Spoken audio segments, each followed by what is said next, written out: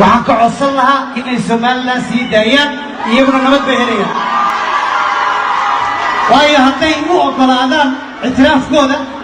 qaraxa iyo dhibaataduna way ka baxaysaa waa walaalahood muqdisho haddii la iga maqlayo waxaan oran lahaa Somaliland sii daaya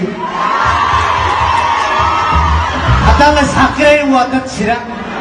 madaxweyneyaal fara badan soo maray la isma qariyo anigu cidna kama hibayso Somaliland ha noolaato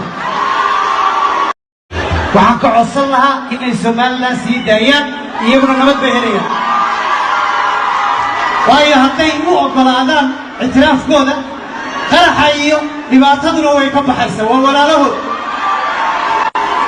muqdisho haddii la iga maqlayo waxaan oran lahaa Somaliland sii daaya haddaan la isxaqirayn waa dad jira madaxweyneyaal fara badan soo maray la isma qariyo anigu cidna kama hibayso Somaliland ha noolaato